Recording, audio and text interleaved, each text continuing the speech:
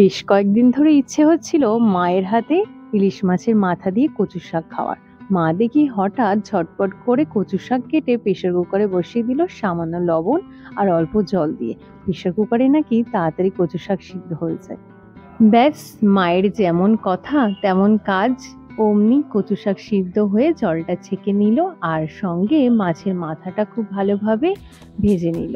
মাছের মাথা যত ভালোভাবে ভাজা হবে তত কচু শাকের সাথে কিন্তু ভালোভাবে মিশে যাবে। মাছের মাথাটাকে কিন্তু ভেঙে ভেজে নিতে হবে, তাহলে কিন্তু কচু শাকের সাথে আর গালে আটকাবে না, কাঁটা কিন্তু গালে লাগবে না।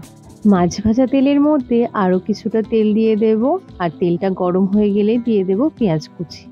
পেঁয়াজগুলো হালকা ব্রাউন কালার করে ভেজে নিয়েই কয়েকটা লঙ্কা কুচি দিয়ে একটু নেড়ে নেব।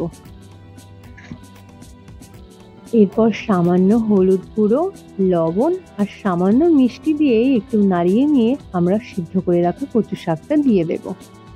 এখানে কোনো মশলার ব্যবহার আমরা করব না, একদম সিম্পল ভাবে করে দেখাবো।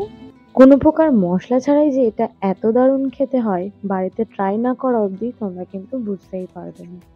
এরপর কচু শাকটা খুব ভালোভাবে কষিয়ে নেওয়ার পর ইলিশ মাছের মাথা ভাজাটা আমরা ভালোভাবে মিক্সড করে নেব। এরপর 10 মিনিট খুব ভালোভাবে মিশিয়ে নিলেই রেডি কচু শাক দিয়ে ইলিশ মাছের মাথা। তো আজকের রেসিপি তোমাদের কেমন লাগলো আমাদের কিন্তু জানাতে একদম ভুলবে না।